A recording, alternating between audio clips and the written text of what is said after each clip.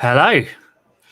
Welcome Right. to Three at the Back with myself, Jide, and Liam.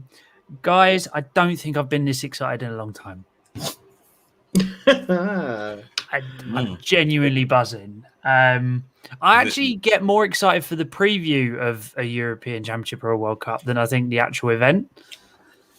How are you guys feeling about it? I'll go to you first, Jide. Yeah, I'm really looking forward to North Macedonia, Ukraine. Yeah, that's I'm so excited.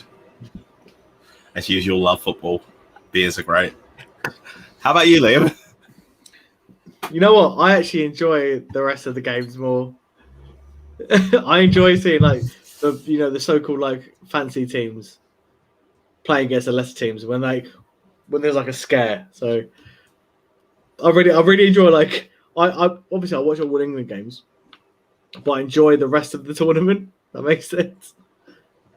Like I remember watching was it Japan, Germany, or South Korea, Germany. Yeah. When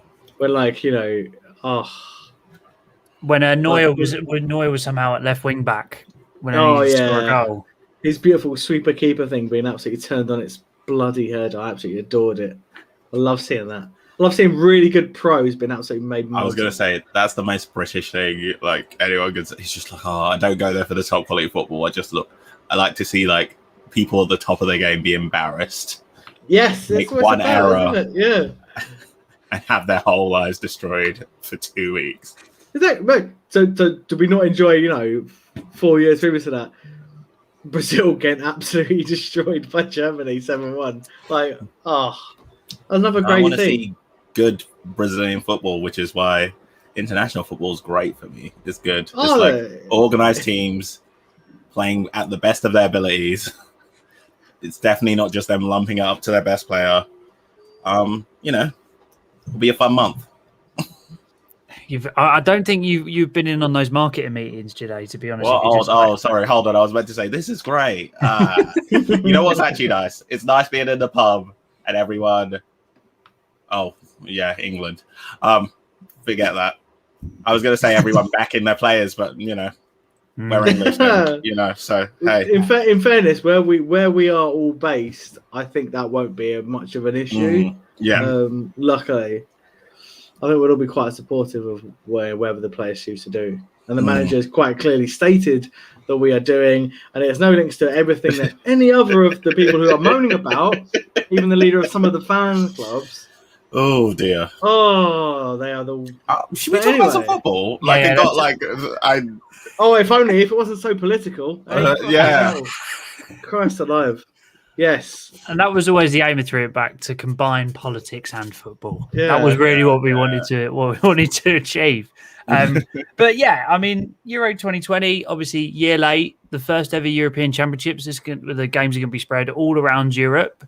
I think that's going to have an interesting angle to it. Some teams could end up with basically just playing at home, and the team that has the best chance of playing the most games at home is England. And obviously we're going to deep dive into the team. I guess we'll quickly look at the friendlies that happened. 1-0 wins against Austria and Romania. Obviously there were problems with the fact that some of the squad couldn't join because of how well the English clubs are doing in Europe. So City and Chelsea players didn't even arrive until the Romania game. The Man United players arrived a few days before. I'll start off for you today. Was there anything you took out of those friendlies, either positive or negative? Not politically football related. No. Football wise, was it indicative of anything? We've got some good players that aren't going to play. That's what I took out of it. Like, they've got some good players that aren't going to the tournament. I don't know what else to say about that. They were really boring. Saka looked good in one of those games. Can't even remember which one. Yeah. I mean, to be fair, I think that's about as much as I managed to muster after watching both games, to be honest. Liam, was there anybody else that stood out for you? Or do you think... what did you make of the fact that the three players what was it? Ward-Prowse, Lingard, and White. And Godfrey as well, to be honest. All had the opportunity to play, even though there was a very strong chance they weren't going to be in the squad. Yeah, I think we was all a bit shocked by White and Godfrey's inclusion in that. You know, as much as like White has been quite good and Godfrey's been, you know, pretty okay for Everton, it was a bit strange. And everyone thought James Ward-Prowse was like a shoe-in. As soon as like Trent Alexander-Arnold got injured, it was either Lingard or James Ward-Prowse, and then basically Southgate went, "Oh no, White's in," and it was a bit like, you know, fair enough, yeah. And a centre back who can play centre defensive mid, but I thought the games themselves were absolutely dire. It was just like, did we learn much? No, it was crap. Austria looked half decent. Romania it looked. I mean, it was one of the worst games I've watched. It was just poor, you know, and like it's not inspiring, but like it's like you said, like there wasn't like. You know, there wasn't the mighty Foden and all that kind of thing. You know, who's got the Gaza haircut now? Oh, yeah. It's like it's one of those ones we won 1-0. Like Jide says, we learned nothing. We learned absolutely nothing about in any of those games. Yeah, I think that's fair.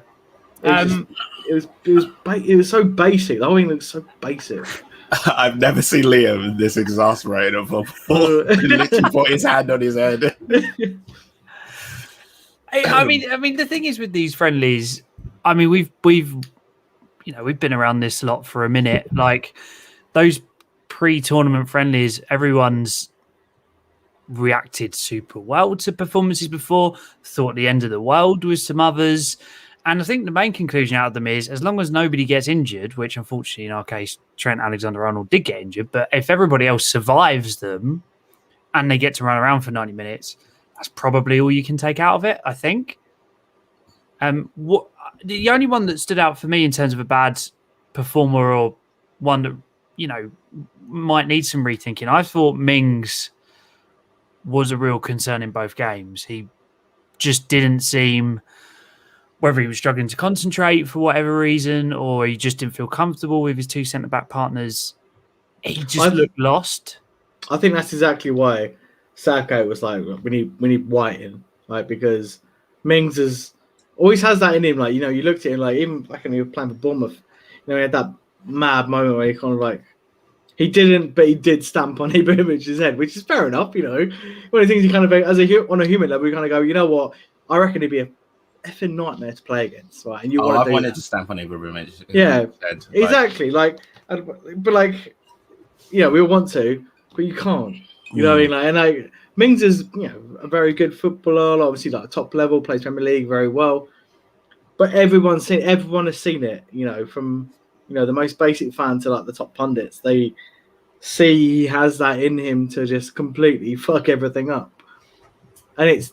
You know, it's terrifying. I imagine Southgate's been like, look, I can't completely swap him out because he might have thought like, you know, he might have been a bit calmer in the things. But in the first against Austria, he just like punched a guy in the face, like with two hands. Like it was like, one of the things you kind of think like, fucking, sorry, like Christ, yeah, what are you doing? Like, and like if he does that, like, you know, 20 minutes into our first game with VAR and the ref doesn't see it, but you know, obviously VAR picks it up.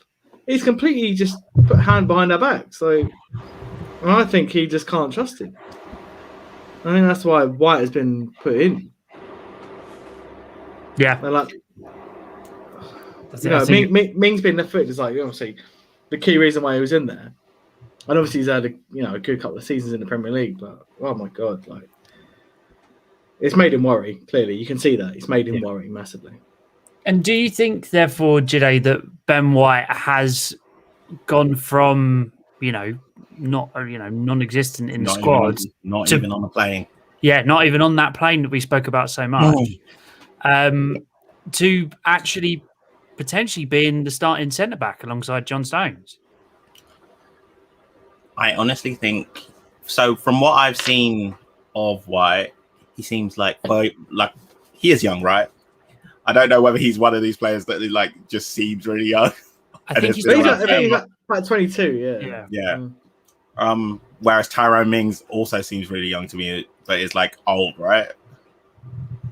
25, 26. I'm not sure what Tyrone Mings is particularly good at. He always looks like, again, he looks like he's got an error in him. He looks like he flies off the handle like quite often. I'm not particularly sure what he's good. He's not like particularly composed. I'm not sure what he's good at as a centre back, particularly. So yeah, I would have Ben White in there. From what I've seen of him, he looks tidy. Okay, and that brings me on to I think what everybody wants to do, and that is draw up their mock 11s. So I don't think anybody else has done this yet, so I think we're doing really groundbreaking stuff here. But I want you guys to pick your 11s that you will pick, not thinking what Gareth Southgate will pick. And we can maybe talk about what we think Gareth might do a bit after. But I'll go to you first, Liam. Who are you having in your if you wore the waistcoat or that horrific 90s blazer? Yeah, if I wore like an 80s like polo with a 70s suit, which is what Gareth's going for now, apparently. Which is fair enough, you know what I mean? He can do what he wants. Yeah. I'm no style icon. I'll admit that. I disagree, Liam. I'm a style icon. You've got to have a little more faith in yourself. Where's the puke jumper today? Oh my god, yeah. True. I actually was wearing it earlier. I thought it's a bit hot. But yeah, so I'm gonna go with in goal, I'm gonna go Pickford, because he's done nothing wrong in an England shirt yet. I'm gonna go Luke Shaw left back. I'm gonna go Ben White left centre back. John Stones right centre back. I'm gonna say Kyle Walker. So my dad's calling me. Not important. I'm gonna go right back is Kyle Walker. I'm going 4 at the back. I'm going for it. All right. Okay. And then centre mid. I'm going for Rice and Henderson. Interesting. Okay. And if Henderson even shows the slightest bit of being laggy, he's off. All right, Bellingham's in. All right, I'm telling you that straight away. Okay, so you're going. Oh, so it's Bellingham instead. Oh fuck it. Yeah, go on. All right, Bellingham's in. All right, Rice and Bellingham, and then ahead of them Mount. Mm-hmm. And then I would say Kane up top, Foden left, Sancho right. That's my 4-3-3. Okay. And then 60 minutes, if it's not working, if it's really going badly, bring on Grealish to magic something. I wouldn't start Grealish because I think we need someone with a bit of pace. You know what I mean? So nice. Okay. I think that's strong. Jide, what about yours? You're gonna have to tell me who's definitely out. Who's definitely in terms of injured? In terms of injured for the first couple of games. So Henderson, Maguire. Maguire, yeah. Okay, right. So I'm going 4-3-3 as well. I think I had the exact same front three as you as well. So this is interesting. But Pickford, Walk on the right, Stones. I guess Ben White. Luke Shaw. I'm playing like a flatter 4-3-3, so it's Rice, Calvin Phillips. Okay. And then Mount, and then Sancho, Kane. Left Sancho, Kane, Foden on the right. Nice. Interestingly, yeah, same front threes. Is with you two? Is that purely down to the ability that them guys have, or is that because you're worried about the form of Rashford and Sterling? So I think Sancho is actually.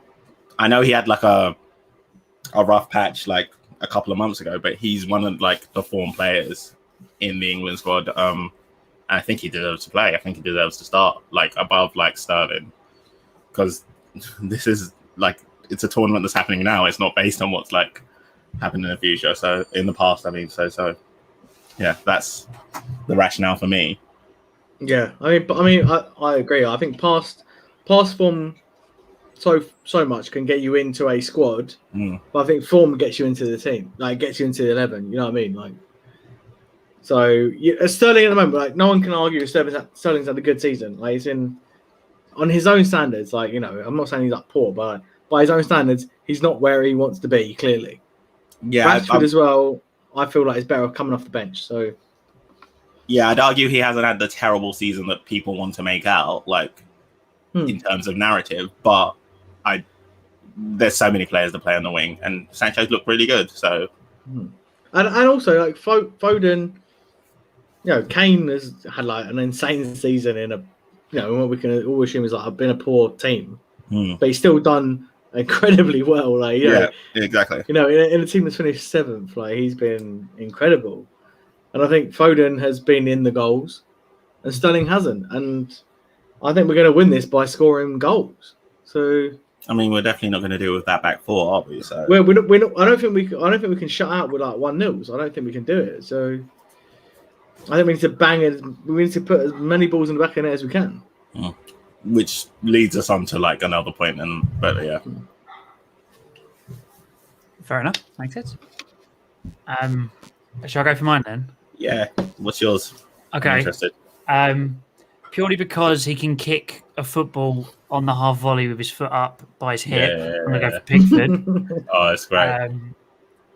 I mean, I really want it to be Henderson, but I've seen Henderson give Fred the ball in the wrong position about 25 times a season, and that the little clip that Pickford does over to the left back. There's no other keeper that does that, and it's such a game changer in terms of trying to transition quickly. Speed, so that's why I go for Pickford. In defence, I would go Walker right back, and then Stones and White as well. I think White is just showing at every level he plays, he just plays up to that level. Whereas like we're talking about like Mings getting a bit overworked, or Cody just has a glass ceiling by the looks of it because of his pace. But yeah, so I'd go Stones and White. Left back, I would actually go Chilwell. The reason for that is I think I'll explain it after. I would have the two that you said today, so Rice and Phillips, with Mount in front, and then I would go the same front three as you two as well. So I'd go Sancho on the right though, Kane, and then Foden on the left. My thinking is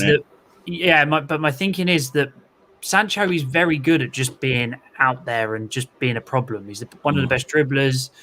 And if you have him not holding out on the touchline like a Saturday League sort of person, but like you have that, and then you have Chilwell's very good at the overlap. I mean, he annoys me how much he gets offside, but he's very good at staying wide and high. If you've got the two sitting, you end up with Foden can come into that space. Yeah, that half space in there. So then you've actually got a little bit of Mount can go beyond Kane, and then you've almost got 3 central players and 2 out wide. I think it just gives a bit more attacking balance, and then you've got 2 sitters. Even if you played like say Rice on the left hand side, his pace can cover for Chilwell going forward. And then I think you bring Grealish on after 60, just because of the fact he's so good at dribbling. He just wins so many free kicks. Grealish. I didn't mention that, but Grealish would be my shout for that as well. He's like the first sub. Like if it's not going well, I think he's the first sub because he is such an impact. Like he will, he can change a game absolutely like that, which is the coolest thing. Yeah, and he's not scared. Like he seems like he's not fazed by a lot of it. Like he won't be cowed by big reputations or anything. And also from what I've seen of Grealish, the other reason he doesn't make it into the first 11 is he does go missing a little bit. And you just have so much energy from Sancho and Foden. Annoying. And the other thing is for me is in European, in just tournament football, you need to really focus on that defensive shape as well. And Foden's a very good presser. Mount's a very good presser.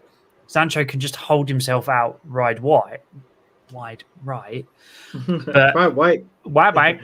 I just think it allows a bit more solid defensive shape as well. And then the only other thing I'd say is that obviously when we get into and Southgate's alluded to this, obviously I think it might be a bit horses for courses, this tournament, in terms of different teams. You've got 26 players, different lineups for different teams. I would actually use Sterling, I think, in big games when we inevitably play 3 at the back, because you'd have the 3 in the middle of Rice, Phillips and Mount, for me, Clive, and then have Sterling and Kane up top with the wing backs. Right. I think just because of the pace to stretch it. Yeah. Because I worry if you have like Kane, say Foden and Mount, it's just I think Sancho is the the casualty when we go to 3 at the back. Yeah, I think so. So we haven't actually on that. There's a few people that I'm surprised that none of us actually mentioned.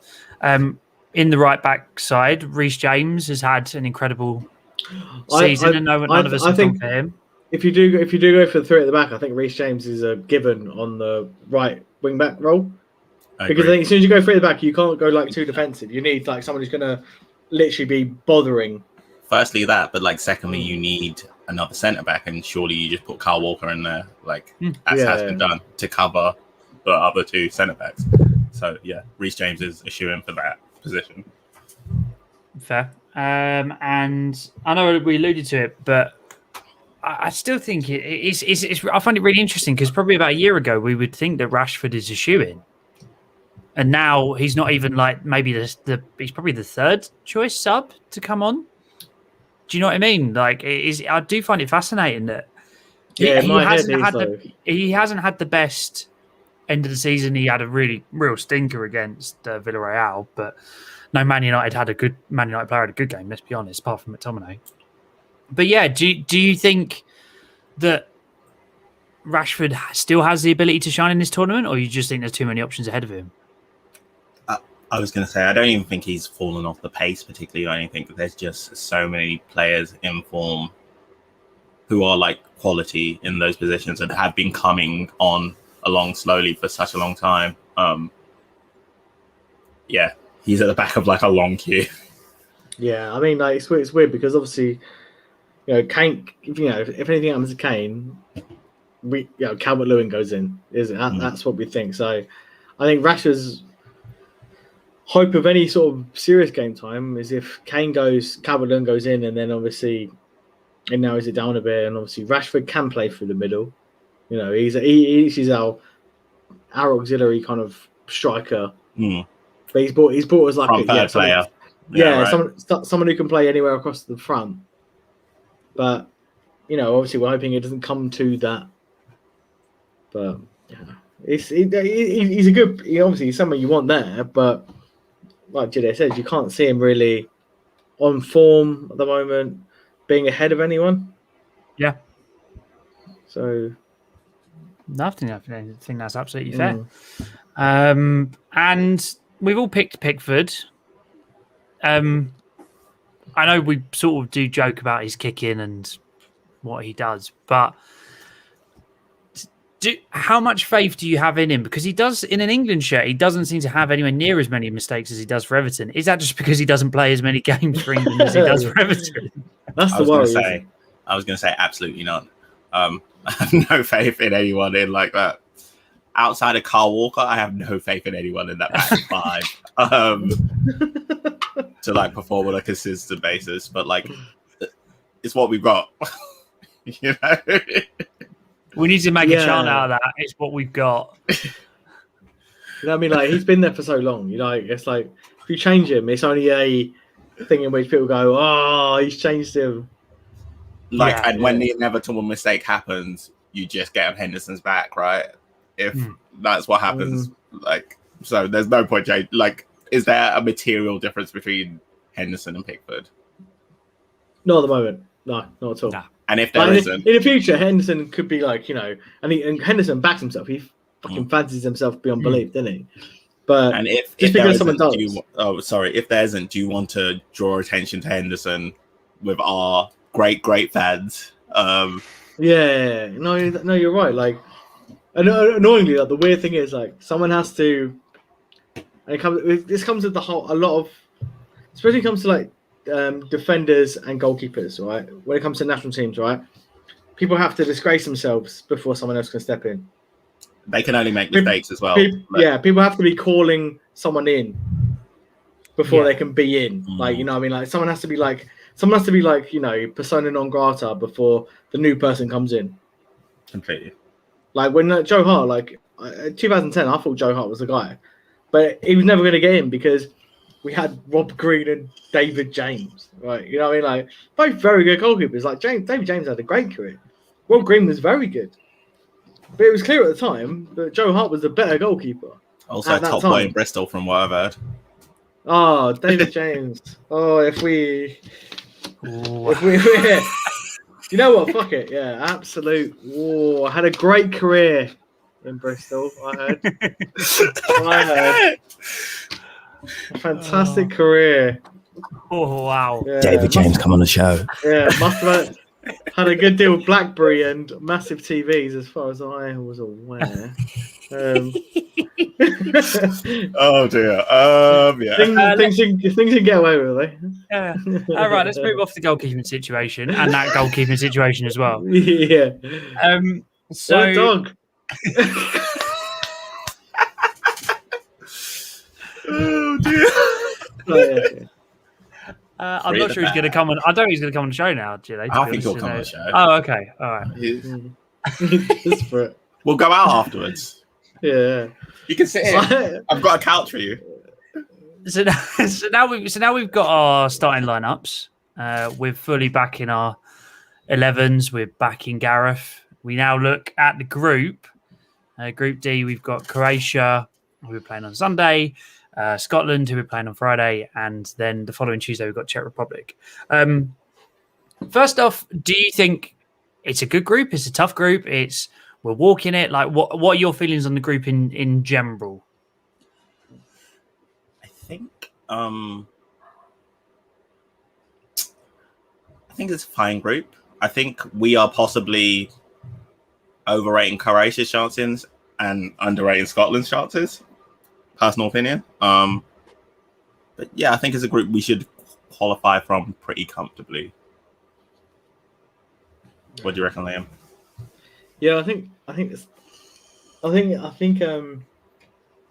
Croatia aren't where they were. They're just one of these clubs who are like, you know, one of these teams who like obviously have class players. But I think it's got to a point where they're like, there's so many individual class players and the rest of them just haven't caught up and like aren't ready to be the water carriers that they were back in 3 years ago now, you know. It's the end of the cycle, isn't it? Yeah, it completely was. Like, you know, that was like the peak of that Croatia team. And I went into it like worried about Croatia. And now I'm more worried going into it after this past two seasons, worried about Czech Republic because their team seems to be like, you know, even like Kufal and Suchek have come in and like, you know, they're doing bits and I guess like it's weird, like because on paper, right, and on paper it is like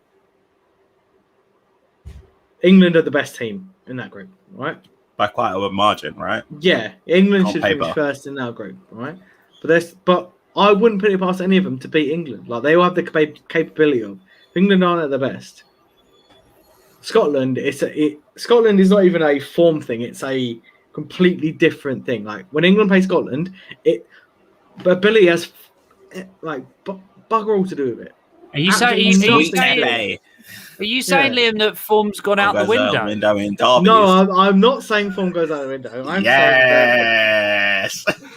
I am saying that. We need to get a little counter in the corner of like all of us accidentally falling into cliche. I wish I could high five you right now. I need a soundboard. This is the next thing I'm working on. But you know, like Liverpool, this means more for Scotland. You know what I mean? Like it does. Of course it does. You know? Yeah. I like beating Scotland, but do I like beating Scotland more than a Scottish person would like to beat me? No, not at all. They would absolutely remember how Wales like absolutely adored us losing and like, you know, nearly beat us in last Euros, but they didn't.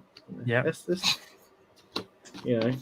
Joe Hart tried in that one as well. Yeah, yeah. Oh, don't even. It's made me angry again.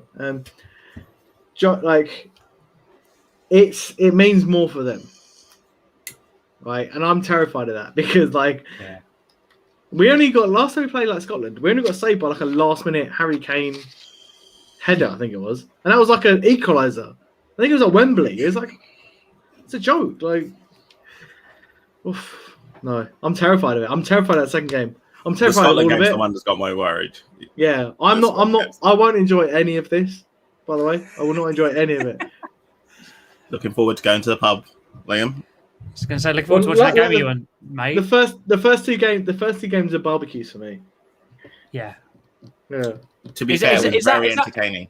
Is that your sort of PR line that you've been told by the head of press? Like for an interview, to be honest, the first two games for me are barbecue games. Yeah, exactly. Like sausages, they never, you never know what side they're up, do you?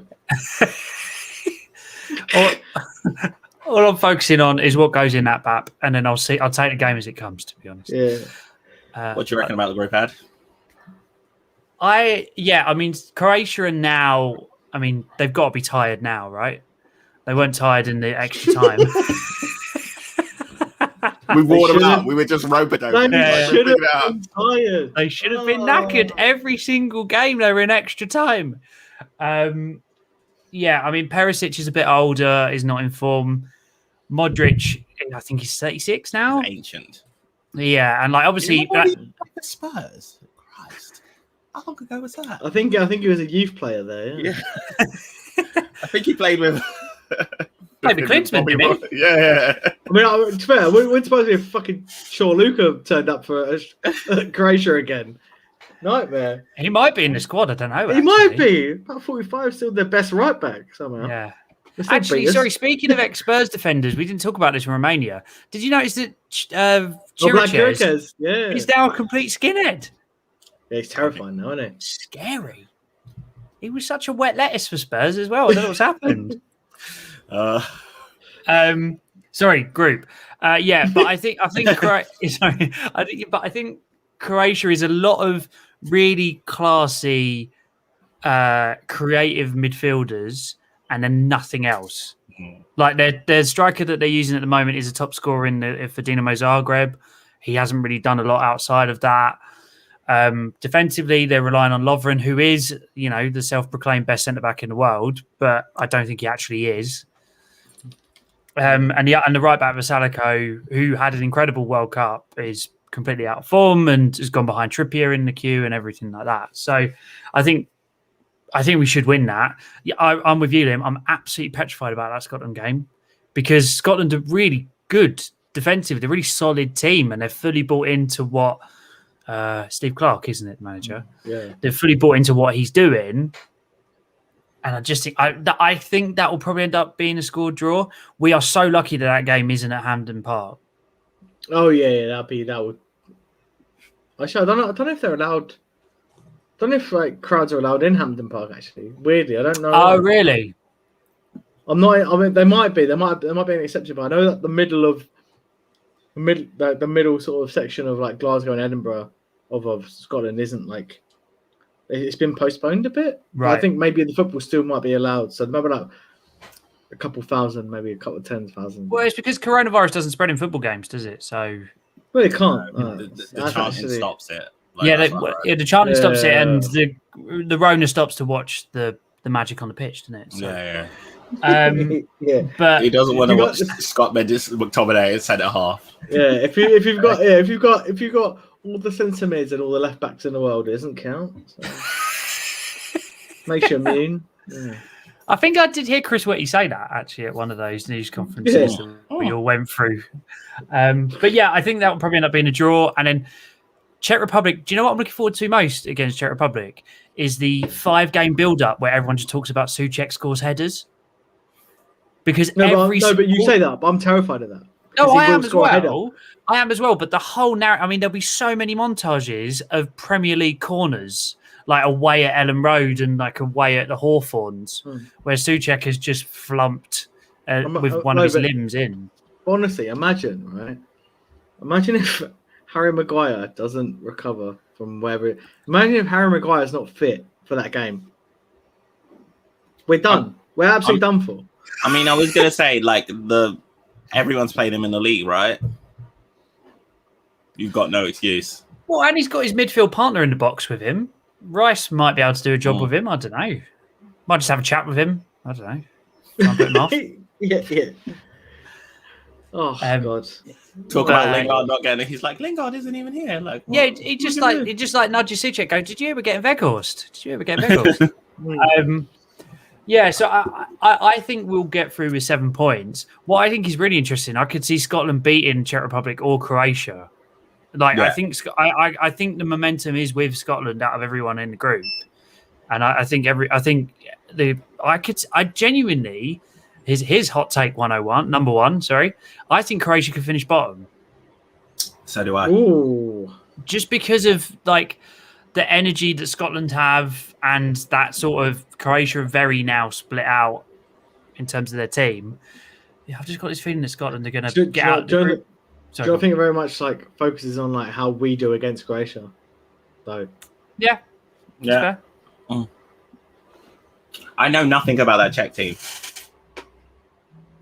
They're just really informed. They just got a lot of good players coming into a lot of form, and a lot of the which was I think this. Did you say Devan Suker? Yeah, I think this might be Poborski's last tournament. I think. Are we talking about the Russia team? Yeah, Petr Cech at the back. And, I think a lot of is it the Sparta Prague or Slavia Prague team that got quite deep in Europa League? Slavia Prague. Sorry, I think a lot of that team is in this national setup, and they've obviously and they got. You have to stop making up teams. And Patrick Schick obviously is a pretty good goal scorer, and he's not a bad number 9 to have, especially in a tournament that doesn't have loads of really good number 9s, if we're being honest. But yeah, so I think to conclude, I think we're all saying that we're going to go through top. We should do. Yes. we really messed up if we haven't. Yeah, if England play to the best of their ability, we'll win. They will win the group. We'll win. Not even to the best of their ability. Like, none of those teams have a defense. You know what? As long as they beat Scotland, we'll be fine. Like, as much as we don't rate our defense, our defenders are of a higher quality than any of those other. Yeah, we can't just like have a guy at defense because we're looking for like. Yeah, our 2 centre backs, we wouldn't worry too much if our main ones are fit. But we have a silly obviously. It's an embarrassment of riches going forward, isn't it? So like our right backs, interchangeable. Our left backs are even more interchangeable. You know what I mean? Like you wouldn't be worried about Chilwell or Shaw either, or would you? You know what I mean? No. So it's just that centre bit, and like it's like a little bit of like who plays next to Rice. Who plays next to Stones? That's the only thing we're worried about at the moment. Okay. 2 more England questions, and then we'll move on to the other teams because it is a tournament of 2014. Yeah. One is, who do you think from the England squad is actually going to be the breakout star? Because there's always one. I'll go over that first. That's a great question. How many people do you reckon have seen Jude Bellingham play? Not a lot. So maybe I reckon on the European stage, I reckon a lot of the other countries have seen the Bundesliga. You know, they watch probably the Bundesliga a bit more than they watch the Premier League. Sorry, Premier League, yeah. So the other thing I'd say in terms of breakout star, I'm talking from 23 and under. So you could say that this is like Mount's going to blow up or whatever. I don't mean as in like us saying that it has to be the player that no one's heard of. Oh no, I just think a lot of people watch the Premier League and the Champions League final. We see Mount, like Sancho's been a name for a very long time. I think Bellingham, the stage is set for Bellingham to put on a bit of a show. Okay. You know, maybe because obviously we all put Mount in our top front three, didn't we? Sorry, mid three. Sancho. Sorry, top three. Yeah. So I think maybe time for him to like really be like, you know what? Yeah. Become So like a the world star. UK, yeah, like everyone kind of goes, oh, Bellingham, Mount, Sancho, but everyone kind of like there was this whole thing with Mount. It was like, Mount's up and coming. Mount's a little pet for everyone, and like everyone kind of goes like, this season's been like, oh shit, actually he's all right. He's pretty fucking good. That's why he's there. He's quite good at the football. Yeah. He's pretty good at the old football, but like Sancho, if Sancho bags a couple of goals in this tournament, like that could really be like him. And that's probably what I like. They're not like that's very true. Style. I'm not sure I've ever seen Sancho score an unimpressive goal, like a goal that I'm just like, oh, I could do that. But like if you see like Sancho score like an important goal for England, that's like a real like game changer for him. Yeah, like, no matter how good he, the man was at Man City's academy, and like plays for Borussia Dortmund, but like if he does it on the big stage for England, that's a huge, isn't it? Like, so that could be really interesting for him. So I reckon him. Okay. I actually, this is an odd one, but I've got a feeling that Rice might break out. Interesting. I just think there's something about the way he's playing, and like, I was very skeptical of Rice. I think I've said on this before, like, in terms of about a year and a half ago. But the past 6 months, he's just the way he drives the ball forward. He's so calm in terms of keeping the ball ticking along. He just seems to have something there that I don't think many other centre midfielders actually have. I'm not saying he's like Frankie de Jong or anything like that, but I just think he might actually have a proper breakout moment, and he'll do, the stuff that not many people actually appreciate, but I think will be really integral to us if we go far, which leads me on to the final England question. How far do you think we're going?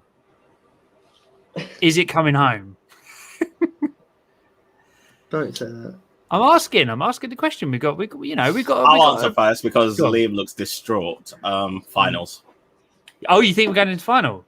I think we lose in the finals. I cannot give an answer to that because I'm too superstitious. I cannot give it. I all I want to see, right, and it's all I want to see. I want England to win a knockout match. That's all I want to see. I was happy after Colombia, you know what I mean? Like, so yeah. What do you reckon, Ed? I've got two completely different views. My heart is like the home advantage thing. I think can really make such a difference because you've got to look at. I know it's a very small sample size, but those Premier League games at the end of the season, the home teams had such an uplift. It was why I think Villa beat Chelsea and those sort of things. And I think for once the England crowd could actually make a real difference for us. The other thing, they are booing. Well, yeah. If obviously. They're not being garbage. Yeah. Terrible people. I'm focusing on the. Let's hope the majority that aren't crap humans. But my head. Sorry, go on, mate. Go on. But my issue from my head is that if we win the group, we play the runners-up in the group of death, who we'll talk about in a bit. And I worry we could get knocked out in the first round because the first knockout stage, just because of the way the draw's fallen. It's a real big worry that I've got. We could end up with France in the next round. But then also, do you not think like why I know something kind of go like, oh, you want the safe route, but like we had the easy route. We didn't win it. Oh, give me that easy route again, please, any day. But we didn't win it. You know what I mean? Like, yeah. But imagine the balance of us winning our group. Say we beat Croatia, we beat Scotland, we beat Czech Republic. Yeah. We then meet the runners up of that mad group. Yeah. Yeah. Like they've clearly not been in the best form because they've not won their group, right? Which will not be France, by the way. Yeah, it will be Portugal, Germany, or Hungary. Yeah. One of the other three, yeah. I know. Hungary will beat us. No, but that could happen. I mean, I'd rather go in for once in my life. Right, I'll be like, you know what? I want to play. Get rid of them early doors. Fuck them off. Get rid of them early doors. Get rid of them early doors. Right. Face them. You want to win it. You've got to beat the best teams. Yeah. Yeah. Although this is what happened in the Rugby World Cup, and we beat New Zealand, and then we lost to South Africa. But no, ignore that. Yeah, but like, What's you know what I rugby? mean? Like, What's rugby? old egg ball. But like you win your group, right? You want to win every game, yeah. It creates a habit, yeah. True. We finished second. We lost to Belgium twice in the last World Cup. I'd rather beat them. I'd rather beat every team we face. You beat every team you face, you win it. It's as basic as it is, but it's the Hot truth. take. I think that's fair. You know what I mean? Like, but you beat the best team. Like, say we go into that and France finished second in their group, and we then play them, we beat them. We're then the favourites, and people kind of change their game against you because you have beaten France, or you've beaten Germany, you've beaten Portugal. Yeah. People the other teams kind of go, fuck, Christ, so who are these guys? Who are these guys? That's what I think. So you reckon we go out in the second round, Ed? No, my head is the worry. My heart is, I think it's final, but I don't know. I mean, but God knows what happens in the final. Oh, I just think it's. If you look at the structure of the squad, I think we're probably one tournament away from being like we are genuine contenders to win this thing. And I think one of the most important players that isn't available this time around that no one spoke about, obviously because he hasn't been available for a while, is Joe Gomez. And I think if you had a Joe Gomez plus Stones, or maybe Ben White becomes this player that we sort of think he might become, that is one of those guys in form. Yeah, becomes like a really solid centre back pairing. Whereas even if Maguire's in with Stones, I think we're all still a little bit like, don't really know. So I think this might be one of those. You know how France in Euro 2016 got to the final, they had the crowd behind them, but they just missed out because they were that bit too young, because they just didn't have the experience. Yeah. So I don't know. Basically, I'm saying we're going to win World Cup next year. I've actually not even thought, but like, who is the oldest player in our squad? Henderson, I think. At like 30. Yeah. Yeah, be Henderson at 30. Yeah. Or Carl Walker. I think it's the youngest England squad Carl for Walker. about. Carl Walker might be, yeah. Oh yeah, actually, am I right? I think it's the youngest England squad for about 60 years or something. It is a pretty young squad. Even though Hodgson just tried to bring young players, then got excited and brought Gerrard. But yeah. All right, so that's England wrapped up. I think the conclusion is it could come home, but TBC. It could, but it probably won't. Right, let's move on to some other tournament favourites. So I've had a look at the bookies and loaded up the average sort of odds on some of the favourites. So France are the favourites at 9-2. England are actually second favourites at 11-2. Then you've got Belgium at 6, Italy, Germany, Portugal, and Spain 8-1, and Netherlands at 14s. I guess we can talk about France first because I think we're all acknowledge that they're rightly the favourites. They're all right. They're pretty good. Pretty good.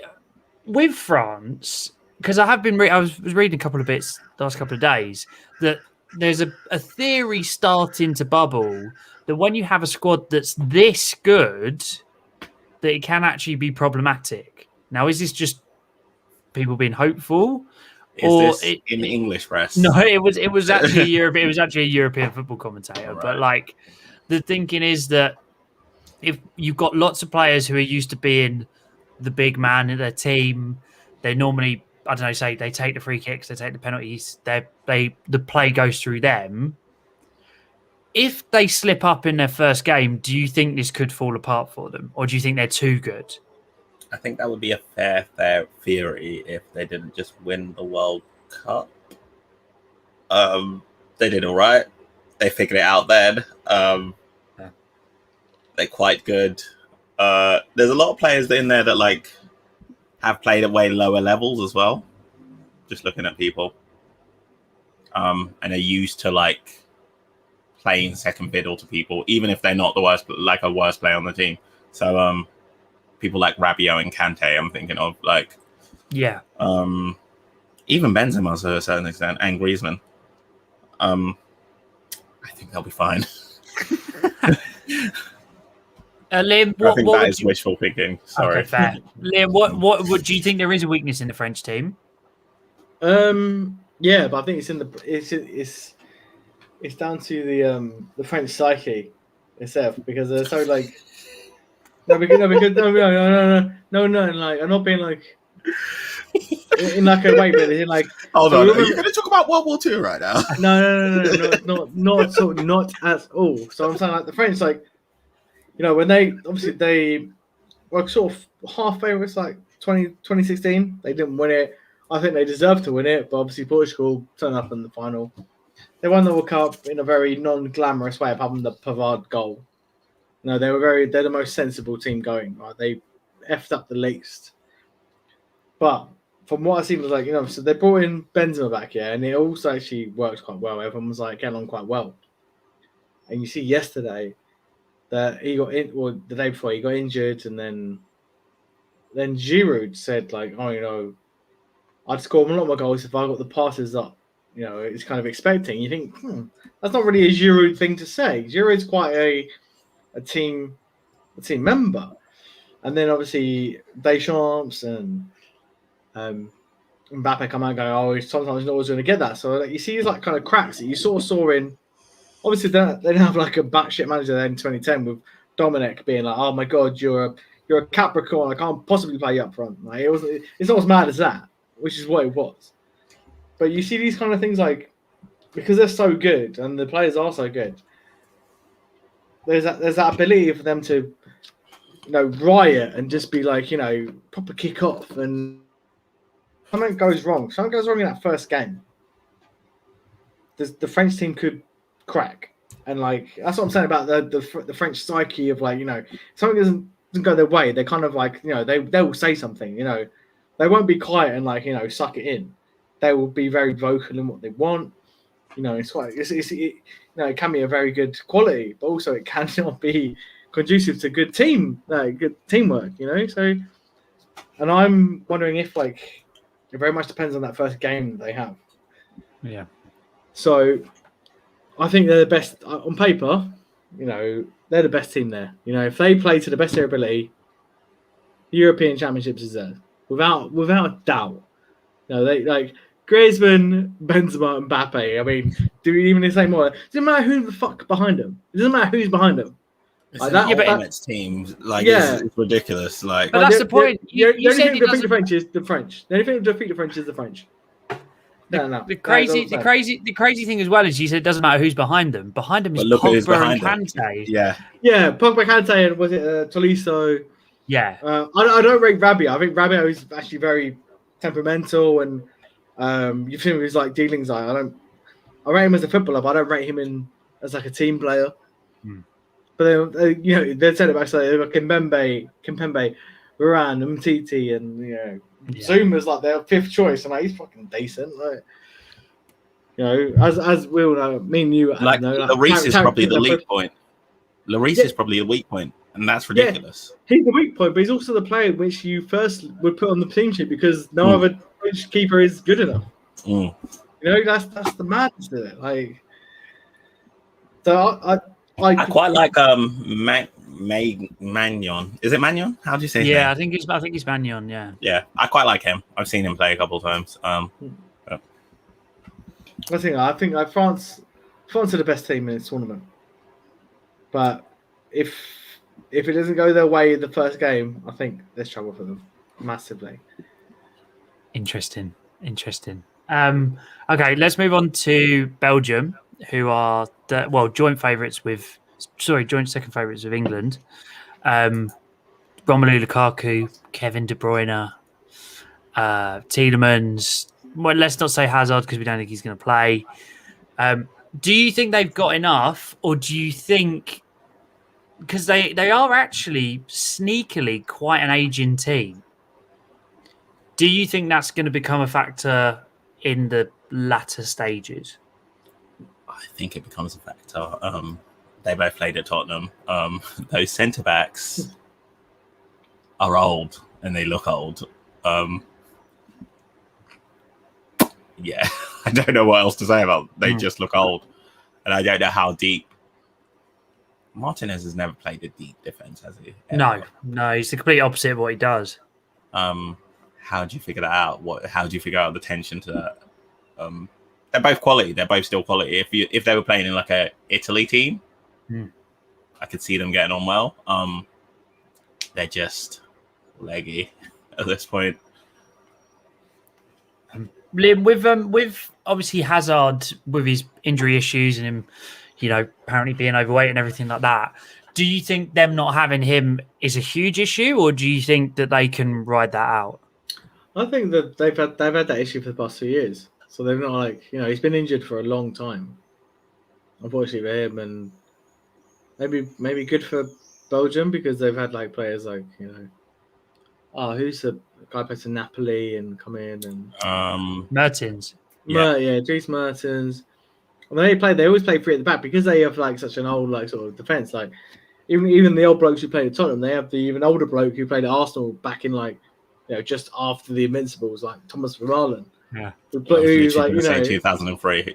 Yeah, Thomas Vermaelen said good player, but age does come at you. It does come at these players. So, and from what I've listened to before and what I've seen, and they play Carrasco and Thomas Meunier, who's obviously very good. So they have they usually go three at the back and then obviously two wing backs. So it's all about who their centre mids are, and I think Hazard might be a massive miss if they can get De Bruyne back. I don't know about his injury. I know he got body checked by Rudiger in the Champions League final, which wasn't the worst thing in the world tackle wise, but had a really bad outcome. It broke, she snapped his eye socket, didn't it? It was quite poor. To be honest, I think it sounds crazy, but I don't think De Bruyne is a massive miss. They've got Tielemans, they've got Witsel to come on. Yeah, I mean, he's such a good defensive midfielder, Witsel. So. Yeah. I think it's about those backs. I think it's about Carrasco and Meunier good. They've got depth at the front. I think it really is about those backs. It's a good question. Yeah. It's a good question, though. It's almost like this is one of my best segues I've ever come up with in my life. How old can your centre backs be that you can get away performing in a European tournament? And I guess the best way to look at that is Italy. Yeah, I did that because obviously they've got some incredibly talented centre midfielders. Attacking wise, they've got some good options, but they still have Bonucci and Chiellini at centre back. I mean, I just want to draw attention to the fact that I made the segue about 5 minutes ago, but it's cute. I'm just taking it and running with it. But yeah, so Italy are also, I think they're over 30 games unbeaten at the moment or something ludicrous. But at the same time, they haven't played any of the 6 favourites for the tournament. How much weight do you put into that going into a tournament when they've beaten a lot of teams that are of a lower level? Do you think that's going to benefit them in the long run, Liam, or do you think it's still not going to be enough? I think they've got a good chance. I said the old guys they have in Italy. And the only one there is Buzz Ali. It feels like you're looking at these same centre backs for 10 years. But that's how long the cycles are for these immense players that they have. Someone I recently literally heard about that yesterday was this Spinazzola. Plays right back, who's an absolute overlapping monster, who's always been injured, but he's quite fit now. And I think they've got more chance than England and Belgium are winning. Oh, okay. Personally, it's winning. Interesting. Yeah, I think they've got different. They've got a few different options up top. So they've got Immobile, they've got Belotti. They're very different strikers, but they're both effective in their own ways. No matter who they've got in midfield, Jorginho and who else they have, but Locatelli. Barella. Yeah, they have really good players. Verratti. And they're just exactly. I mean, they're just good good footballers, and like they've got a good manager in like Mancini, and I think they've been so like under the radar for ages because they've just been a bit crap since their 2014 embarrassment, which was like slightly less worse than England's. I mean, it was, you know what I mean? Like, it was embarrassing. I enjoy that. That's how we grade things, though. Like, just England is like the real like pits, and then like everything else is just like England is an idea. Like, and I just think like this Italian team, like, are just sorry, but no, like they've been like they're unbeaten against like lesser teams, say. Mm-hmm. But it's still something. It's still like a mindset you get. You get into these. Yeah, we're going. You've only won like 6 in a row, but it's only against a crap team. But it doesn't matter. It's a learned behavior. So I'm trying to run off those teams. What is it? Poland, Bosnia, and Herzegovina. Yeah, they're not awful. They're not awful teams though. You know what I mean? Northern Ireland, they're not. Bulgaria, and then a team whose flag I genuinely can't recognize. Yellow, green, and red. Vertical stripe, horizontal stripes. No idea. This is good. This is great TV, by the way. I'll try and find it. I mean, you're alluding to the striker situation. The only thing I think that actually could be their potential downfall is the fact that Immobile hasn't, as much as he's done bits for Lazio, he hasn't kicked on yet for Italy, and I wonder whether it might just be because there's not a team built around his style of play. And could that be the thing that stops them from getting over the proverbial hump? Yeah, I mean, I agree with that to an extent, but there's only time how often does a club form translate into international form? Not often. These things can literally just change like that. Very true. It can literally change like that. Like, these players who get called up to teams, no matter who they are. Gordon Panda for North Macedonia, the man knows where the back of the net is. And if it hits in a couple of days in a row, you're in a vein of form. You got 10 days in your games. If you're in the mode, then it can happen. Just because you haven't scored before, also Danny Welbeck scored loads of goals for England. Could barely hit a barn door for Arsenal or Brighton. Hey. Until recently, respect Danny Welbeck. I love that guy. I do. But you know what I mean? It's the thing. He was always his international form was always amazingly better than his club form. I mean, to be honest, I was angry. I'm not disrespecting. You guys are having him. I know. I was. Part of me was angling for him to be in the squad just because of that turn. I said it that turn against Leeds. I said it every week. I said it literally every week. Okay. Well, the team was Lithuania, by the way. Oh, was it? Yeah, but that's a place. Yeah, it is. Love the Baltics, mate. Love it. So going from a team that maybe we're a bit uncertain whether they've got a goal scorer that can do bits, going to a country who have a goal scorer that does all the bits, and that's Cristiano Ronaldo of Portugal. This squad is unbelievable. They've got Cancelo, they've got Diaz, they've got Pepe, they've got Bruno Fernandes, Bernardo Silva, Jota, Ronaldo, Ruben Neves. The list goes on and on and on. But nobody's really talking about Portugal. Why do you think that is? Because they got a clear flaw. What's the flaw? It rhymes with Bistiano Bonaldo. They're obsessed with he runs it, doesn't he? You can't play football that way, especially not at international level. Okay, interesting. He's interested. You can't just kick it to Cristiano. It worked to an extent. Last World Cup, right? But 5 years on, he was good. He was 3 years on. 3 years. Yeah, he was good at the World Cup, and he wasn't bad at the Euros, but they won the final despite him in 2016. 3 years on, can you make that work? Yeah, exactly.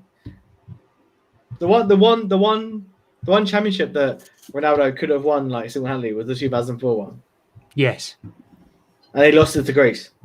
And I One imagine of that tears him up inside out. Oh, Right. big smoke! Wow. Yeah. Well, you know, me and Cristiano, we got our back. So. Yeah. But it's yeah, really interesting. It's really interesting that you guys say that, because for me, I'm like, he's one of the greatest goal scorers of all time, and they've got a lot of creative midfielders that can get it to him. Clearly, I just think too much runs through him. Right. Like, the Portuguese national squad is almost an extension of his ego. Yeah. And I love Chris. You know how much I love Cristiano Ronaldo. Can't play that way. You can't play that way. Messi can't get it done. Like World Cups, you can't play that way. It's teams, isn't it? It's teams that win these things. It's not even attacking players that win these things. It's defenses that win these things. But this was going to be my point. In the modern era, yeah. This was going to be my point. They've got the Player of the Year in the Premier League, and Pepe, who in that Porto game against Juventus had about 36 clearances or something in one game. Like that as a defensive, and then you've got was it Cancelo and Rafa Guerrero? Oh no, sorry, it's Nuno Mendes that they're playing, the 18-year-old that they're going to play at left back. But they're not playing Guerrero. No, I think the thinking is that Mendes is going to be the left back for the next 10 years. Like just let him run wild. But yeah, that was what. So this was more my thinking, that they've got all the attacking midfielders and they've got quite a solid defense. Why wouldn't it work? But it's a very valid point about Ronaldo, and it'll be interesting to see. And like, if you guys haven't, I'm guessing you've seen the clip of the free kick that Ronaldo took yesterday. Oh, I actually haven't. Oh, it's so funny. Like, bearing in mind how obviously Bruno has been banging them in from around the edge of the box, and Ronaldo, lines it out 25 yards out. The shorts go above the thigh. He runs like a Lego. Yeah. And he's to the left of the goal, and he twice, and it almost goes out for a throw in to the right of the goal. Like it goes that far off, and you just see Bruno. To the MLS already, please. Like you just see Bruno's head. Like, oh, right, fine, fair enough. Genuinely, like the most impressive player I've ever seen for me in my lifetime, over like a Messi. But like, it's the stuff that's happening is unbefitting of him. Like it's like, yeah. Fair enough. Okay, I'm going to quickly run through a couple the three teams that we haven't chatted about that are in sort of the favourites pot. So that's Germany, who. So I think it probably. I completely agree, mate. I completely agree. Who just got probably just defensive frailties is the issue, right? Yeah. Timo Werner up top. Also, didn't they just bring back all the old boys? Yeah, they brought back the old guard. Yeah, leave that out. Okay. Muller and Hummels. All right, so that's Germany. Well, we're just talking about like Belgium and how slow. All right, so that's a no for Germany. Spain, with the whole squad that are currently in quarantine at the moment because of Busquets' positive test. Yeah, who knows what's going to happen with them? Like they're just. I need to check that squad, but like, isn't that as a start of a new cycle in essence? It looks like it. It does look like it, and they're relying on Morata as a striker as well, which I think is going to be their issue in the moment. For me, that is not what you're gonna. You don't want him as a striker to rely on. He's an absolute. He has no like mental strength with these kind of things. Yeah, he cannot lead the line in like an international tournament. No. I think what would be interesting for Spain is whether Pedri gets a look in, the Barcelona midfielder, because he looks really, really, really good, and just let him just ball for 3 or 4 games and just see what he can do, because he looks a special talent. And then the final one of the favourites, if you will, slightly more outsiders at 16-1, is the Netherlands, the forever hipsters pick. They're also, I mean, bearing in mind they were almost the forefathers of total football. They're looking at their team at the moment. They're bringing back little and large with Weghorst and Depay. I've only heard about this guy, and apparently he's a giant. He's absolute lump, isn't he, Liam? Mm. Yeah, absolute monster. But he knows where the goal is. So big cook, little cook kind of thing going on, and I'd be worried about them. Like you know what I mean? Like you never want to come against the Netherlands in a tournament, do you? Like it's fun when they don't get there because they seem to miss every other tournament, don't they? Mm. But when they actually get there, you think, Christ, like they could do something. That's the weird thing about them. Like there's no like they don't have this like ability to like get to everyone. Like they're not some like force who like destroys everyone in the path, but no one wants to play them. No, because they always have some players. Yeah. Quick question: their centre backs clearly quality. Is Daley Blend still playing? I think he might. I think he sometimes plays the left of a back three, but not always. That's what I'd be worried about. Yeah. Their midfield three of which looks like it will eventually be, even if the youngster doesn't start, will be Wijnaldum, De Jong, and Gravenberch. I mean, that is scary. If that really gets motoring going into the end, like the serious stage of the tournament, that could take them quite far. Cool. All right. So that's the main favourites. I thought we'd do around the grounds and just. Were there any other teams that you're excited to see, or that you're interested, or any players that you're excited to see, or anything like that, or on the flip side, a team you just don't want to see? I mentioned it a couple weeks ago, I think, and like the Turkey team. I'm interested in that Turkey team.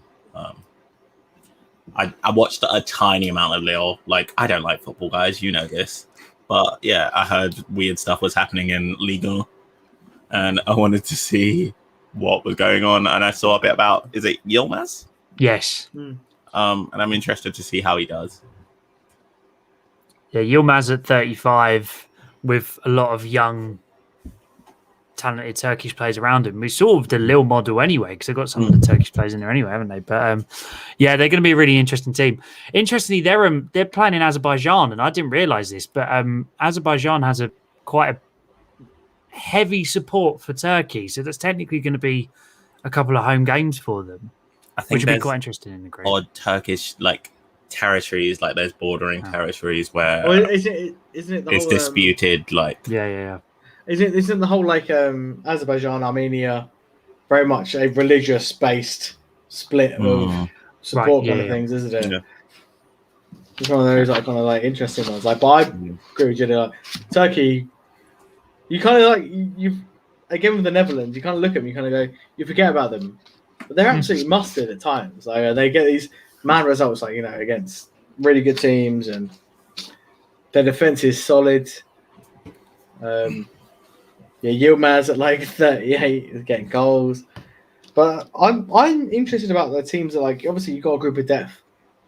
But there's also the teams that the group the Netherlands is in. So they've got like North Macedonia, Ukraine, and Austria. So one of them goes through wherever it happens to the last 16. And when it gets to knockouts, anything can happen. And like I'd like to see like, you've got Poland, Slovakia, Spain, and Sweden as well. Like, there's so much that can. That's what I love about this. I kind of like these. I do need to check out that Sweden squad. To be fair, but was it Isaac as well? Yeah, because Ibrahimovic is like done. Like Isaac's been doing really well in Spain, and it's not the toothless Sweden team that like England came against like 3 years ago. Yeah, he looks like he could be a proper star, doesn't he? He looks like he might be the one that. There's always a player that like doubles their value in 3 games. It feels like he could be the one in that sense. The other one, you could be Johan Elmander. I'm actually very interested in where Alexander Isak's parents are from, guys. Yeah. He should be playing for Nigeria, but he's obviously not Nigeria. No, he's Eritrean. He's Eritrean. He's Eritrean. Yeah. Okay. But I knew you were going down that route of he should be winning the AFCON. The only other team I think are worth bringing up, just because of how solid they've looked, I wouldn't say they're the most exciting team, is Denmark. Just because of that defensive solidity they've got with... They've had some pretty good results as well. You've got Christiansen, Kjær, you've got Højbjerg, you've got Christian Eriksen, who's been absolutely balling in the past 6 months. They haven't got a goal scorer, which I think could be the problem, but I don't think they're going to concede many goals. So I could see them maybe sneaky getting into a quarterfinal or maybe even a semi-final if the draw falls for them. Yeah, you can see knockouts for them. Yeah, Schmeichel as well, that Russia squad is really old, so it is really old. Really bloody old. Yuri Zhirkov's back at left wing, isn't he? Oh my god! Is he like 52? I think he's 38. I think he's 38. Like 40, yeah. Did he play with Stanley Matthews? Like, it was him and Pat Nevin on different wings. Oh man, but yeah, so it'd be Yuri Zhirkov pinging it long to Zuba, isn't it? The controversial Zuba, the biggest man in the world. Yeah. Did you say biggest? Yeah.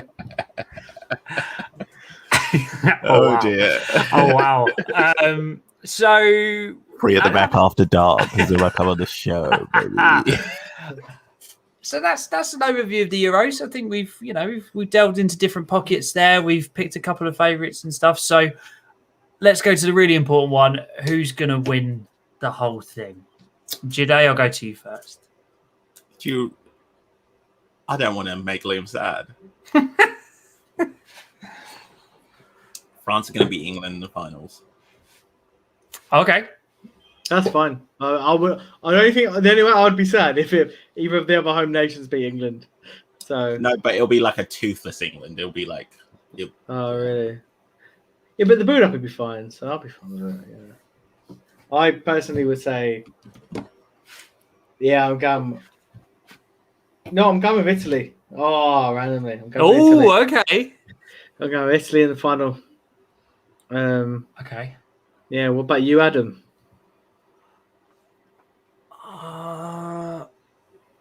I've got a sneaky feeling about Portugal. I don't know why. There's no logic to it whatsoever. There is logic, but there's not loads of logic. Like you've said, you've broken down Ronaldo and how he doesn't move. He's in the 99th percentile of pressing. He'll get injured. Striker, so yeah, he'll get injured and they'll win with another. Well, I mean, their backup striker is Andre Silva, isn't it? Who's got 25 goals this season in the Bundesliga. So they're not lacking in options. I just think that defensive solidity for them might do something. It is an interesting narrative. I've never seen a person age out of being like a pacey winger and then go centre forward. That's the one. That's where we want you. Yeah, he's got that build, isn't he? Like, yeah. He's built like Dean Windass. Yeah. But now none of us have said England, so we're going to win it. So it's fine. I'm saying Portugal because I don't want to say England, basically. Cool. All right. Well, that's the Euros done. You probably don't need to watch it now because we just covered it all off in an hour and 15. I mean, they'll be terrible anyway. So. Can I say Lukaku Golden Boot? Okay. Yeah. Who did that? Oh, yeah. I was trying to. Do you know what I think? You're probably right, Lukaku, just because of their group. Yeah, he'll stat pad. He proper Kane vibes this tournament. Yeah. Somehow Benzema's a sneaky shout for that one, but yeah, I think it's like Kane or Lukaku. That's a good point. Actually, Lukaku's definitely going to play 90 minutes of every game, isn't he? Just to I mean, I think it's a tournament for the proper strikers, like that kind of thing. Yeah. Which will be really fun. Like, that's what you want, isn't it? Like, Actually, that's a point before we move on, and then we'll wrap up the Euros. We spoke about all strikers, and none of us have spoke about Lewandowski, who's arguably the best number 9 in Europe. But do you just think because of what he's got around him, there's no chance of him bagging in the net? Was literally going to be I was like, who else plays on that? Yeah, without being an absolute Twitter loser. A tweezer. Let's give that the old Bayern tax.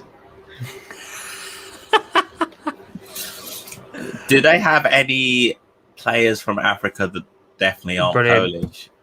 Because they'd be better if they did. I don't think Poland are into that kind of thing. Fucking hell. Okay, let's move on. Dear. Let's go on a little trip down to. Liam's got his managerial merry-go-round. Should we hop down to my transfer market? Oh, please, Let's go. Yeah. Let's go. My merry-go-round has gone out of control. Like, it's even gone bigger than I thought it would be, and it's literally like it's got out of control. It's like a supernova now. I can't control it. I can't. I can say you must be struggling to like manage this merry-go-round, mate. We'll pop along to the merry-go-round just to see the state of play before we leave. But yeah, so we're going to take a little trip down to my transfer market. Story coming out of today is that Sancho has apparently agreed personal terms with Man United, and then Man United have done the most Manchester United thing ever. They've heard how much the price is, and they've offered 13 million less. So. And guess what? Thought that was a Woodward thing, but like apparently apparently it's a club ethos thing. Yeah. So surprisingly, Dortmund said no. Big Arsenal vibes. Yeah. So that'll be ongoing. I honestly think he's going to get over the line. I don't know if you guys think similar. He has to go soon. Like he can't stay there. He's too good.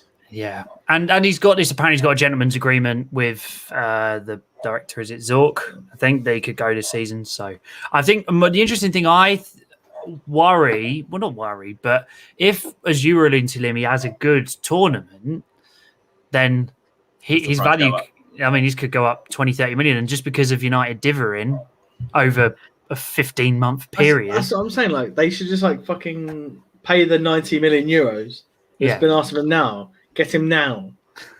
Because they can really bite them in the arse. Like, I don't want them to do that. I quite like the dithering. It's fun. And they kind of go, we'll pay 69 million euros. Someone goes, ooh, yeah, nice. It's like, when you go, you always hear those stories of like people when they go to like Moroccan markets and they like, you always got to haggle. And then you get the Brit that's there for the first time and he goes, all right, I'll give you whatever the equivalent is. I'll give you £2. Yeah, I'll give you £2 and it's like a proper leather handbag. And the guy's like, no. Obviously not. Not how you do this. You've got it. Yeah. So anyway, it looks like Sancho's on the cards. It was just a matter of when and not if. Interesting one for Chelsea is Ashraf Hakimi. Chelsea have matched Paris Saint-Germain's bid for him. It's an attacking right wing back. He scored a lot of goals for Inter Milan and Dortmund. That's an interesting one. Yeah, Liam, do you think it's a worthwhile signing? Do you think they need him? Truthfully, I don't know. I mean, no matter what you do, you always got to be trying to make yourselves better. And I imagine the fact that with Reece James is more lately moving for the club to back to right centre back. I think maybe Tuchel likes the three centre backs. Maybe it's a phasing out of Azpilicueta, and fair play, we can only hope. Well, no, because I love him, but time does take its toll. These things happen, and you can't sit still when you've done well. Like, we've won the European Cup. You can't be like, oh, well, this team's good enough to do anything now. He had to sneak it in. He had to sneak it in. He fucking. Well, we missed last week, didn't we? We won the European Cup. But it was amazing. But you can't sit still with these things. You need to keep progressing and pushing and trying to get the best players you can. You've won this, therefore you can attract these players. But 60 million seems a lot of money. That's what I was a bit shocked about. From a club who needs money quite quickly, it seems like they've gone in a bit high. But that's all the politics of transfers are. We don't really know that well. So, but from what I've seen and what the stats, I've not seen too much of him, but I've looked at stats a bit, and he looks good, and you can see the sort of way in which they're going. But if it happens, it happens. And trust the manager, haven't you? Yeah, and the other Chelsea one, which seemed the ball is starting to roll. I mean, who knows where it's going to happen? Is they've started talks with Haaland. This seems like the only opportunity Chelsea are going to have to get this lad, right? We will never get him again, yeah. So if we get him now, that would be insane, and I would love that. And everyone else will hate it. I mean, it will be. I mean, absolutely livid. Yeah, exactly. Is it me? Because I remember after after they won the Champions League, everyone was like, "Oh, well, they've got the pick of the best again." And obviously, they're alluding to what happened with Hazard, right? Like Hazard tweeted 2 or 3 days after, "I'm signing for the Champions League winners." Yeah. I don't remember this happening with any other Champions League winner that they just went and took the Back one. Into, yeah. I've only ever seen it happen with Chelsea, but everyone's just talking about, "Yep, they could just pick the best European player again." It's because we don't have that like ability to like attract players like Madrid do or United do or Barcelona do. Like they can pick Barcelona don't win the league and they can pick up anyone if they throw enough money at it. That's why these clubs are an absolute fucking shit streak when it comes to money and finances. Like I think it's been made about Alaba like not signing a 14 million euro contract and then be given like a 25 million euro contract straight away by Madrid. While Madrid say, "We've got no money." But it's so like we have the money for these kind of things, but it's us having the clout. You know what I mean? It's having the clout. So well, I guess you can just point to big ears, right? You can literally just go, "Look, there he is. Look what we just won. Come and join the ride." I guess. Yeah, exactly. What a really interesting transfer, I think, is and we control Arsenal in this as well, which I think is great for everyone. Emi Buendia has gone to Villa after they outbid Arsenal for him.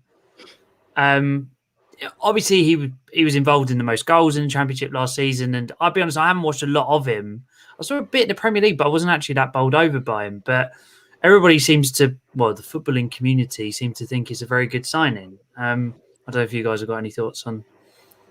I haven't seen much of him, but they're a better team than Arsenal. I don't know what else to. What do you reckon, Liam? I don't. From what I've seen of Emi Buendia, like when he was in the Premier League last 2 years ago, it was him and who's the guy who's not Maddison? Oh, Cantwell, yeah, right. They caused when him, Pookie, and Cantwell were linking up. They were devastating going forward. Like they couldn't defend for Toffee. But imagine Buendia, Grealish, and what's his face up top? I forgot his name. Watkins. Sorry.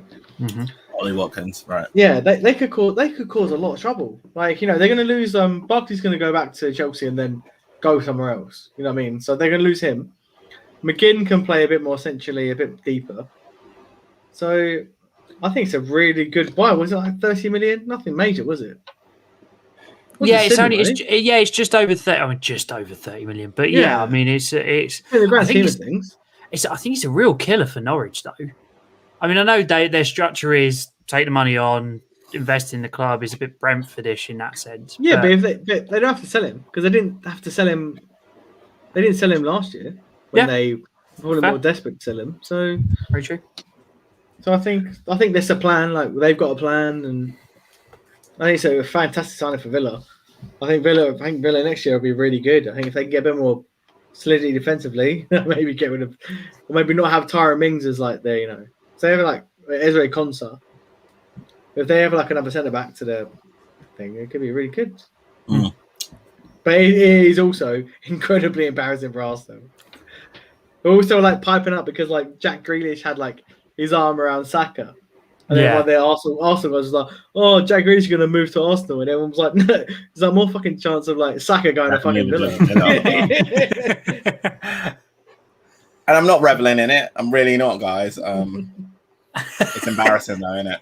It's embarrassing for teams that claim to be from North London. With Arsenal, actually, interestingly, Xhaka is in advanced talks for going to Roma. He's going to be Mourinho's shithouse there, which would be nice to see. Again, a better team. Yeah, good move all around. I think actually. I think that keeps everybody happy, right? Yeah. They're being linked with Ruben Neves and Morgan Gibbs-White. I mean, who knows? I mean, Arsenal will probably exactly. So let's wait and see with Arsenal. And then the only other one to really flag is Gini Wijnaldum has gone to Paris Saint-Germain on a free, which I think is quite a big coup for them because I think everybody just assumed he was going Barcelona because of Ronald Koeman. That's a pretty astute signing actually from PSG. given their like history of signings. Solid player who can play pretty much everywhere. And again is used to playing in service to other players. They're going to look really good next season, barring another absolute blow up. I think they need to clear some deadwood, but like Wijnaldum is the kind of player they need to sign, right? Yeah. So they have like, so basically they got like, so I thought Idrissa Gueye was quite a good one last season, but now like they'll have like Idrissa Gueye be like a bit further back, and now they have like Wijnaldum, which is the link between the midfield and the attack, isn't he? I think it's really good. So I think they could be a bit difficult next year. So I don't even just mean like positionally and technically. I mean like personality type. Like he's the exact type of player they need. Yeah. Well, he's a winner, isn't he? He's already won the Champions League. He's a winner, but also he plays for the team, and it's like an entirely different thing. Yeah, you see him in loads of different positions for like club and country. Okay, right. We're gonna try and quickly hop on this wildly spinning merry-go-round that Liam's been looking after with managers. We'll try and do it all in a very short amount of time because we don't want to get dizzy. So Paulo Fonseca, Liam, and then we'll go to Jide. Yes. The big old Spurs Roma swapsies.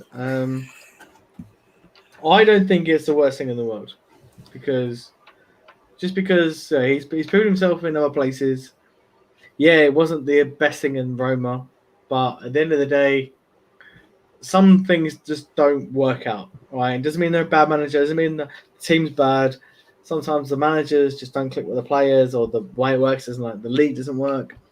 So I'd say if I was a Spurs fan, I wouldn't be like overly joyed. I wouldn't be so disheartened about it. Like I think, give him a chance, give him a season. Maybe there won't be so many bad vibes going about. That's my opinion on it. Jide? I'm chuffed, mate. Yeah. I know little to nothing about him. I know he's done things in other places. And recently, I think the actual key thing is Patrici. I don't know how to say his name. The director of football. I think that is important. I think some directionality, like who was the last director of football? He left in like 2008, but that's when we had like a real purple patch. And I think Comoli, yeah, Daniel Comoli, exactly. That's when we had a real purple patch. It's a system that works all over Europe, like amongst big clubs. I think that is important. I think the managerial appointment that's a technician. Like, in fact, like that's all you need, and you need a technician that clicks. Like, the director of football appointment is like so much more important, and he's kind of proven himself. If it doesn't work, we keep going. Like, we're not doing well now. We got like, I think we got the best of that swap. So that's true. I'm absolutely fine with it. I'm absolutely fine with it, frankly. Like, I don't know. That's a good point, actually. Yeah. We're at the start of a new cycle. We've got a new director of football who's proven himself. He's going to have money to spend once Harry Kane eventually goes. Fair. Very yeah, fair. I wonder if the Kane factor is actually the reason why someone like Conte said no. Do you think there's maybe something in that, in the fact that Fonseca is obviously not like I said, he's a good tactician, we think, but he may have been warned, you may not have your best player, but you'll have money. You'll have money, and you'll have the rest of the squad who are not bad. I think that's a big possibility. I think Levy is like pretty stout. We all know him as like but I think it'd be hard to stop Harry Kane doing whatever he decides to do this season. This off season. Shout out to Americans. Shout out to all American fans, baby. Liam, is there anybody else you want to highlight on your merry-go-round before we all hop off? I was just terrified of Spurs getting Conte because they would have won a lot of things with Conte and Kane. That would have absolutely fucking terrified me. And I was genuinely like, when that notification came like through like late night, early morning, I was like, yes, because he's a Warner. But like, I think Fonseca's good for Spurs. I think it could be good. You know what I mean? It could be good. Mm-hmm. But when it comes to managers changing, Espirito Santo being so close to the Palace job and then it completely fading away, I don't think we've seen anything like this ever in the changing of managers. Like, there's been so many like close contacts and then pull aways like we've never seen before. Like, it's quite weird. It's just such an unprecedented. We've heard the word unprecedented the whole fucking past 16 months. But like this, like in the words of football, like football manager wise, this is crazy. Like, yeah.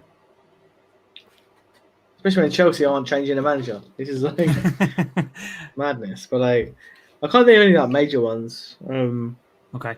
Be interesting to see who he gets. If Rafa goes Everton, yeah, that's a big one. And then whoever gets the Palace job, I don't know. Seems like a good project, but it'd be interesting to see who actually takes that one on board. And then I'm sure we'll be hopping on the merry-go-round quite a few times this summer, right then? We'll see. All the managers do really well at the Euros. Well, yes, there's always one, isn't there? Yeah, exactly. Someone always overpays for someone like from North Macedonia that plays well. Yeah, absolutely. Can't wait for it. Oh yeah, there's definitely going to be a North Macedonian player who has 3 good games and is definitely the stalwart of Palace's midfield or something like that. Also, are we definitely going through summer? Is that confirmed? Is that I think we just I think it's rumor. I think it's rumor. Well, we're going to be going through North the Euros. Macedonia, come on the show. I think we'll go through the Euros at least anyway, won't we? Okay. Imagine if we just did a preview and then just left for the summer. That would be hilarious. Right, so when is the end? When is the end? I feel like we should do the Euros. We should do the Euros preview, and then we should do like a preview of like one quarterfinal game. Leave it there. Okay. Yeah. I like doing admin live. What was you saying, Lynn? When's the end of the first set of fixtures? Yes. I think it might be Wednesday. I think it might be Wednesday. So we're hoping to be back on Wednesday. Yeah. Depends on what our plans are. Let's see how it goes. But yeah. The UK is about to come out of lockdown, guys. Don't. Yeah. Is it? I'm reckless and irresponsible. Don't count on me. Yeah. We could be celebrating the fact that it's coming home very early. I haven't been to a dance in a year. A dance? Yeah. Yeah, like sometimes. Guys. Man. You've never invited me to the dance today. I'm really annoyed. I don't know how to explain this to you. I don't want to explain like the brown things to you, but like sometimes people will call it a dance. You've never been to a state-sponsored dance in a year. Yeah, exactly. Right. Cool. All right. Well, yeah, we'll hopefully be back across the Euros, talking on all the games. We'll hopefully have some manager attire to discuss. I think Mancini's going to pull out a couple of worldies, to be honest, because he's looking very suave at the moment. And Southgate, it just depends what M&S put him in. If anyone wants to get me on a plane, very late, tobacco, want some clothes.